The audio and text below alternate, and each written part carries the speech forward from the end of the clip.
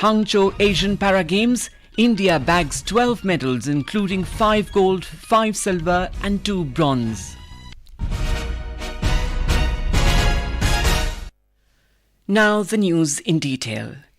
Union Minister of Cooperation Amit Shah has asserted that over 2 crore farmers will be involved in organic farming before 2027 in the country. He said a lot of farmers have now turned to organic farming and the government is working to ensure that they get the benefit of their organic products. Mr. Shah stated this while launching the logo, website and brochure of the National Cooperative for Exports Limited (NCEL) in New Delhi today. He said many initiatives have been taken to promote organic farming in the country. He also said the centre aims at strengthening the country's cooperative sector. The minister added that increasing agri-exports and empowering farmers are the objectives of the government. He said the NCEL has been created to facilitate cooperatives with export opportunities and it will help in creating links between farmers, cooperatives and the global market. Export को बढ़ाना है तो खेत level से, खेत के स्तर से, किसान के स्तर से इसका स्वभाव बनाना, क्रॉप पैटर्न को चेंज करना पड़ेगा। एक ब्रांड, पैकेजिंग और मार्केटिंग की पूरी व्यवस्था किसान के मन में भी जागरूकता के साथ खड़ी करनी पड़ेगी और ये व्यवस्था राष्ट्रीय निर्यात कोऑपरेटिव निर्यात लिमिटेड ने पूरी करनी। Speaking on the occasion, Union Commerce Minister Piyush Goyal said that during the G20 summit, Prime Minister Narendra Modi had started the Global Biofuels Alliance, and India is leading this alliance, which is creating awareness in the world about ethanol and other biofuels. He said this will increase the demand and India has possibilities to fulfill those demands. The minister said several companies in the country produce ethanol, adding that if the cooperative sector also takes the initiative, the country will be able to meet the increasing demand for ethanol. Global biofuel alliance का नेतृत्व जो भारत कर रहा है, उसके कारण आज पूरे विश्व में जो जागरूकता पैदा होगी, जो डिमांड, जो लोगों के अंदर एक प्रकार से इथेनॉल के प्रति या अलग अलग बायोफ्यूल्स के प्रति जो जागरूकता पैदा होगी, उससे जो डिमांड आएगा, वो डिमांड को पूरा करने के लिए भारत के पास अपार संभावनाएं हैं। आखिर हमारे कई सारे कोऑपरेटिव सेक्टर में कंपनियां आज इथेनॉल बनाती हैं। External Affairs Minister Dr. S. Jaishankar has said the G20 under India's presidency was able to bridge strong positions, deep divides and turned out to be far better than most people expected. Addressing the G20 tree plantation ceremony at the Nehru Park in New Delhi, he said the Action Plan for Sustainable Development Goals, Green Development Pact, message of women-led development, support for digital public infrastructure and Life Mission are the key takeaways of the G20 summit held in New Delhi last month. He said that at the end of the summit, a very strong message of sustainability and global south came out of the G20. The minister said that this G20 delivered very substantively on the most pressing issues of the day. We have 2 reasons today to, I would say, satisfied. One, that in the totality of global diplomacy at a very difficult time in international politics, actually G20 was a big plus on the positive side of the global ledger. And the second, that it has made a country, a society which is today the 5th largest economy, which in many ways is globalizing at a very rapid rate. It has made this society far more connected with the rest of the world. India took over the G20 presidency in December last year after the Bali summit and will continue to hold the mantle till the end of November. External Affairs Minister Dr. S. Jaishankar and International Atomic Energy Agency's IAEA's Director General Rafael Grossi today discussed the developmental significance of nuclear energy. During their meeting in New Delhi, they exchanged views on non-proliferation and international cooperation. In a social media post, Dr. Jaishankar said India will always be a strong and reliable partner of the IAEA. The IAEA is the World Centre for Cooperation in the nuclear field, promoting the safe, secure and peaceful use of nuclear technology.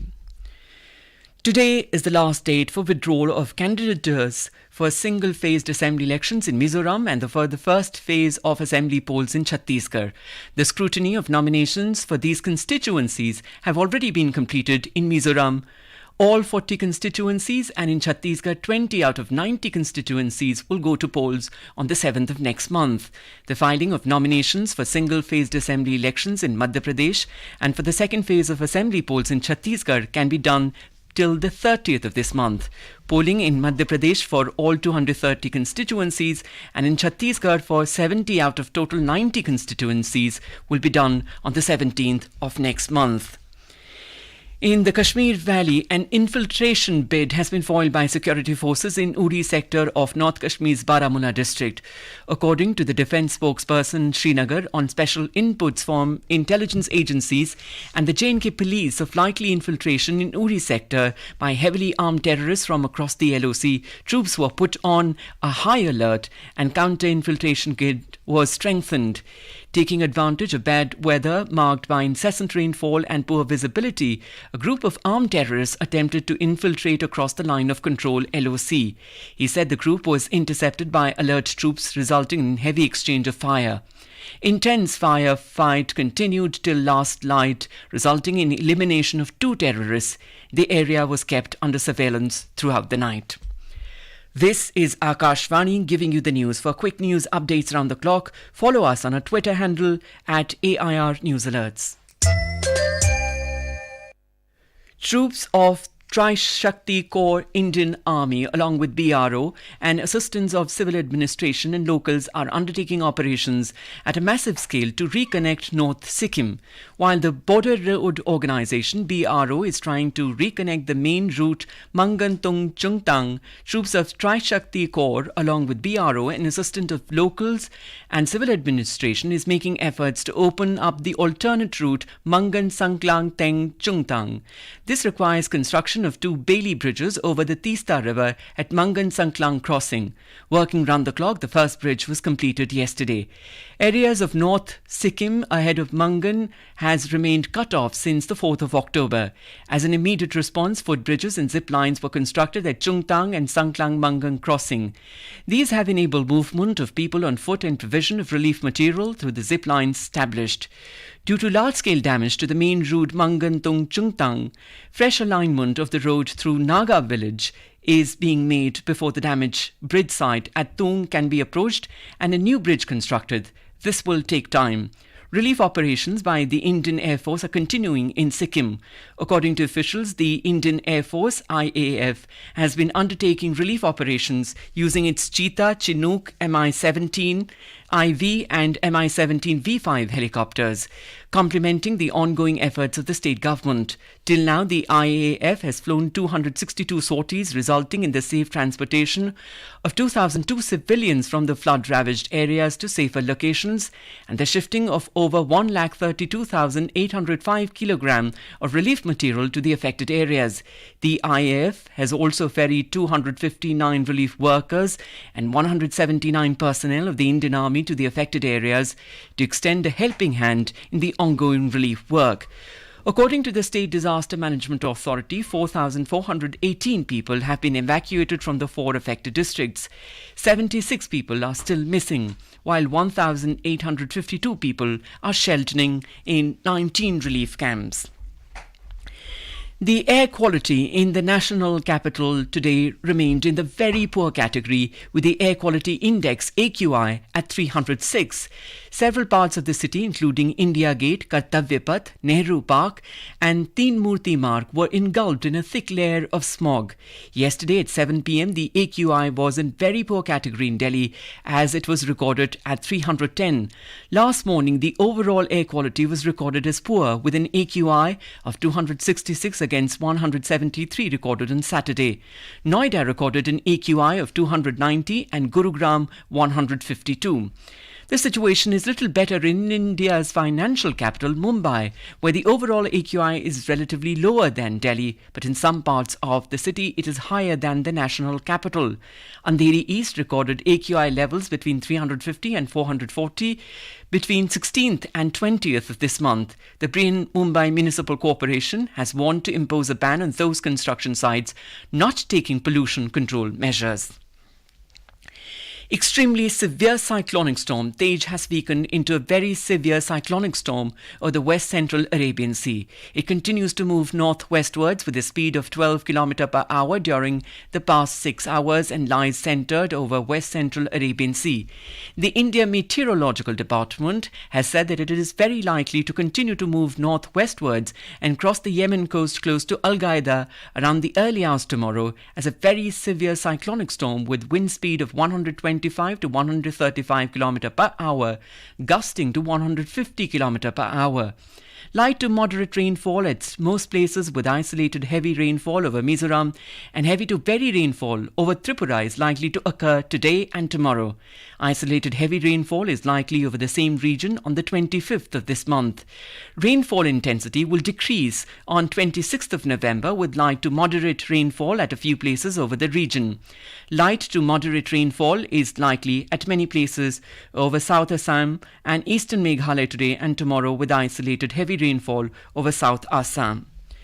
Today is Mahanavami. Enthusiastic people are busy in pandal hopping to get the glimpses of the decorative pandals and the grandeurs of the idols at the last minute.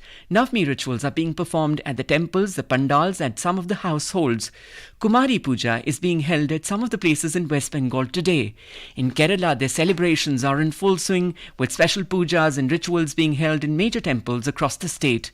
Tomorrow marks Vijay Dashmi, the auspicious occasion of worshipping goddess Saraswati, the Akshara Devi. Vidyarambham will be held tomorrow, marking the initiations of kids into the world of letters and art forms in various religious places and institutions in the state. All arrangements are being done for Vidyarambham. Mahanavami is also being celebrated by the Indian diaspora abroad. It is one of the most significant days of the festival as it marks the end of the 9-day-long festival and fast. It is also symbolic of Goddess Durga's victory over the demon Mahishasur. At the 4th Asian Para Games being held in Hangzhou, China, India began its campaign by adding 12 medals, including 5 gold, 5 silver and 2 bronze to its kitty today. In men's 5,000 metres T11 final, Ankur Dhamma recorded 16 minutes and 37 seconds to clinch the gold, easily breezing past his competitors. Ace shooter Avni Lekhra won gold in 10 metres air rifle event by a narrow margin of 2.1 points against China's Shong Yixing. In ICC Men's Cricket World Cup, the match between Pakistan and Afghanistan is underway at the M.A. Chidambaram Stadium in Chennai. Pakistan were 13 for no loss in 2.4 overs when reports last came in. Earlier, Pakistan won the toss and elected to bat first. The two teams have competed against each other on 7 occasions in ODIs, with Pakistan emerging winners in all these games. In a battle of future badminton stars from India, Unnati Hooda beat Samia Imad Farooqi to capture the women's singles title at the Abu Dhabi Masters 2023 yesterday. 16-year-old Unnati Hooda defeated the 20-year-old Samia Imad Farooqi 21-16, 22-20. And now, before we end the bulletin, the headlines once again. Union Minister of Cooperation Amit Shah says over 2 crore farmers will be involved in organic farming by 2027. Government working to ensure benefit for organic producers. Candidature for single-phased assembly elections in Mizoram and first phase of assembly polls in Chhattisgarh can be withdrawn by this evening. Air quality in the national capital remains in very poor category. AQI recorded at 306. Mahanavami being celebrated across the country and abroad. And at Hangzhou Asian Para Games, India bags 12 medals, including 5 gold, 5 silver and 2 bronze. For details of these stories and more, log on to our website newsonair.gov.in.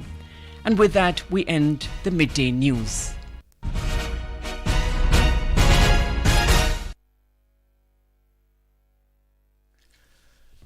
नमस्कार।